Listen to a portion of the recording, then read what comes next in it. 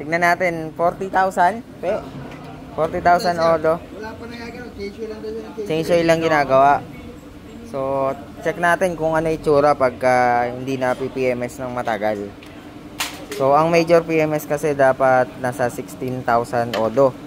Major PMS yan every 16,000. So, ito yung ginagawa natin sa major PMS. Papakita namin sa inyo. Unahin mo, throttle body muna. Ngayon, pagdating niya, sumisipol na. Sumisipol na rin. Okay. So, ibig sabihin nun sa water pump oil seal. Papalitan natin ng coolant, fuel filter, air filter, spark plug. So, kompletuhin na natin yung mga info pagdating sa maintenance, no? So, 16K odo, every 16K odo yung major PMS. Minor PMS, 8,000 odo. So, every 8,000 din pinapalitan natin yung spark plug. Depende naman yan. Yung iba, every 16K nagpapalit. Pero, yun ang sinasuggest, no? Mamaya isa-isayin natin sa gagawin nito, pe. And yung coolant, every 24K odo or 2 years, pinapalitan po natin yan para mas maging consistent o maayos yung cooling system. Pwede maghalo yung Coolant at langis, no? Ngayon, pag naghalo yung coolant at langis, hindi na siya yung makina, hindi na siya kagitibay nung langis pa lang ang nakalagay. Oo, purong langis pa lang, no? Saka ito kasi guys, yung paggamit din ng coolant, nakaka-apekto rin kasi yan sa sa cooling system, yung mga water pump oil seal, yan mismo. Pag gumamit ka ng coolant na hindi nire-recommend, gaya ng iba't ibang coolant, iba-iba kulay, no? So, mas maganda kung ano yung nilalagay nating stock, yun na lang tayo, doon na lang tayo. Uy, grabe naman yan. Lupain. Grabe, pwede ka na magsaka rito, ah. Okay. So, si sir wala siyang ganong idea sa maintenance ng motor niya. Ang kagandahan, pag nagpa-PMS ka dito, syempre i-guide natin yan kung paano yung proper maintenance para sa kanyang motor. At overall checking na rin yan. Functions, lahat-lahat. So, ito, number 1 na papalitan. Kita nyo naman. Dito tayo kay, fuel filter. Yun. Grabe, itim. Color dark. Oh, black na. Palitan na yan. Tatayo na ito mag-isa eh. Tatayo na mag-isa. Ayan.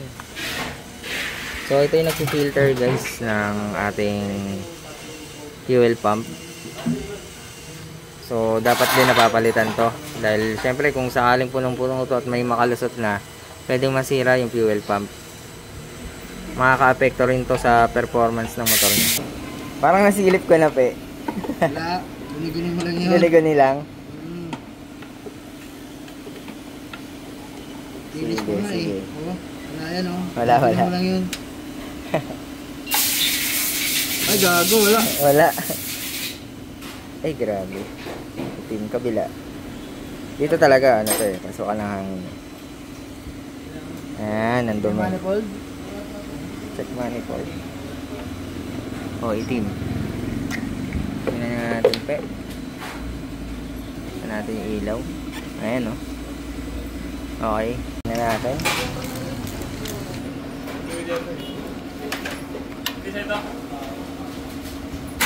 Ayan, papalitan na rin. Layo na ng gap. Lumalayo yung gap habang katagalan. Tingnan nga natin mahigit. Oo nga. Okay. Papalitan na natin ta. Ayan, nalinis na yung throttle body. Tapos diretso open. Arm skirt. Tapos ito yung high flow. High flow na air filter. Meron tayo niyan dito. Open throttle body diretso. Tapos yun, advice natin si customer sa mga dapat niyang i-maintain o maintenance. So ito, meron siya ditong fuel filter na ipapalit natin. Meron din tayo ditong spark plug, puro SGP. And yun, wala nang palitan nyo kasi naka-airflow na. At dinerecho na rin na paayos yung water pump oil seal niya, kaya kumuha na rin ng pyesa. Water pump oil seal, saka yung ito, rubber gasket. Ayan. Ay, angat na angat. Ito na yung laman ng box. Bago. Puting-puti. Lagyan mo na po. Okay. Ito na, all good na yung pin-EMS. Tinanggal niya yung airbox niya, nagpalit siya ng airflow. Ayan. Okay, start mo para ma-check natin kung good na good na. Wala na, malamig na. Uy, tahimik. Suabe. Ilang odo? 40. 40,500. Ayan. De boss, ano, major PMS 40,000. Pero good, alagang-alaga sa langis. At susunod pre, alam mo na maintenance ha. Okay. Sige.